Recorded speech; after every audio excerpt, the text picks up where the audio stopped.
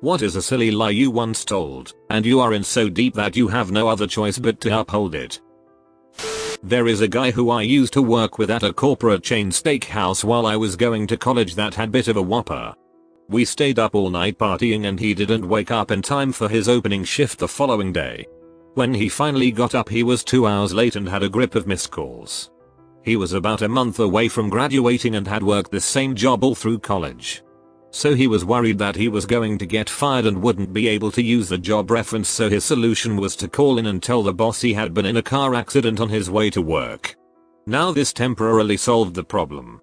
But to really sell the story he ended up hiding his truck in a friend's garage and working his next 4 weeks of serving shifts with a fake alarm cast. Brandon. You're a ducking legend. Last year on the first day of a month-long rotation in medical school, I was telling a story and accidentally referred to my dog as my daughter. Quickly did the mental evaluation of how embarrassing it would be to correct myself vs rolling with it and just decided to go with it and pretended I had a kid for the rest of the month.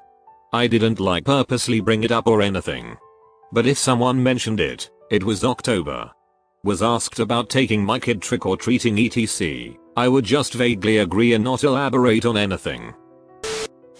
Here we go. When I was in 6th grade my buddy and I attempted to skip school. We planned that the next day he would stay homesick.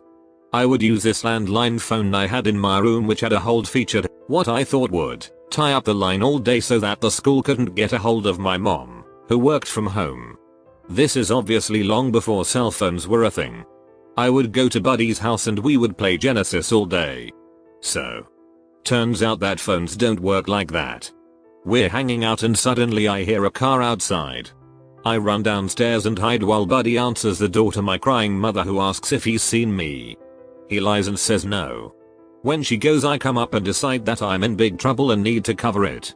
I plan to say some teenagers from the nearby high school were picking on me and chased me around a neighborhood I didn't know well. I head home and run into my dad, who was looking for me. I give him the story and he seemed to buy it. He takes me home where my mom is on the phone to the police. She had my school picture out and is crying. She puts me on the phone and makes me tell my story to the cop. He sounds skeptical but he accepts the story. My mom is happy I wasn't abducted by serial rapists. She then asks if I want to go back to school in the afternoon. I say I do, because it'll get me away from being grilled about it anymore at home. But at school I get grilled by my teacher and the principal. My friend informs me the entire school went on lockdown when I was missing because of potential abduction. I had to keep going with the teenager's story for years. I finally told my mom years later when I was an adult and she was pretty mad. But I was past getting in trouble for it. I can't think of any really big ones. But there's one weird one. In college, a group of people I didn't know well were talking about this guy they'd gone to high school with who looked exactly like me. To the point that they were convinced I was him ducking with them by pretending to be someone else. The only difference was that my doppelganger wore glasses. And I didn't. So in order to duck with them a little bit, I said that I'd worn glasses in high school. But didn't anymore. I'd never worn glasses. One of the people there that I did know well remembered what I'd said. And didn't believe me, so the next time she bumped into my best friend from high school, she asked whether I'd worn glasses. He backed me up. Instantly. I figured he'd just figured something was up and decided to back me up. A decade later, with the acquisition of Good Vision Insurance, I had my eyes checked and actually did wind up getting glasses.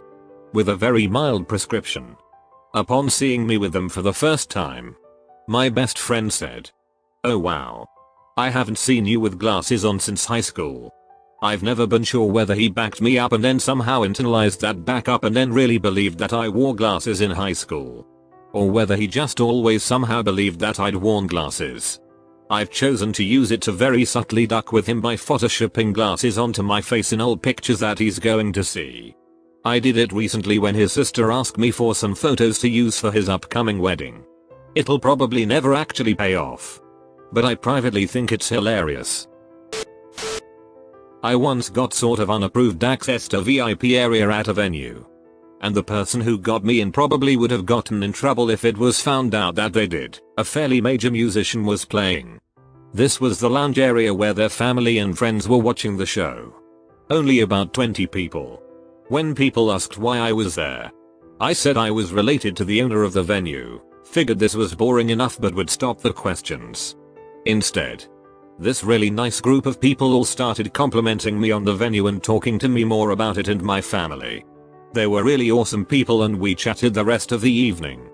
They invited me to spend the upcoming holiday weekend at their beach house with the band. I did. No one ever found out I have no connection to the venue and don't even know who actually owns it. I'm not sure if this counts, but the girl at the front desk of my gym has been calling me Justin for like 6 years. My name isn't Justin. When I was 10, another kid on my school bus asked me if I played World of Warcraft. I lied and said yes. I spent the entire rest of the year, before and after school on the bus, talking about a game I never played in my life. One day, I was invited over when he made me log in. I entered some account and claimed I forgot my password. Spending the next 30 minutes trying to debug by resetting a password to an account that doesn't exist, haha. Oh my god. What was I doing? Years ago, Canada beat the United States in the Olympics in hockey. I had a couple co-workers that had been gloating about how the US was gonna kick those Canadian asses for a week beforehand. So, naturally I teased them the day after the Canadians won. What? Are you Canadian or something? Actually, yes. I have a dual citizenship. They told a bunch of other co-workers and it spread around. I had to look up Canadian facts to keep my story straight. Told my husband when we first met that he couldn't talk to my grandparents because they only spoke German. They did speak a lot of German, but their English was fine. I just didn't want them to know I was seeing an Irish Catholic guy. They were very strict Lutherans. Now I'm 20 years into the marriage, and so screwed. Used to get my nails done when I lived in China with a friend. We told elaborate lies about a rich husband and my useless boyfriend to the ladies who did our nails as a way to practice vocabulary in Mandarin. I was leaving in like a few months so it was easy, but she had to find pictures of babies and weddings and dresses to use. I just had to remember that my BF was a doctor and probably cheating on me and she had to choose baby names.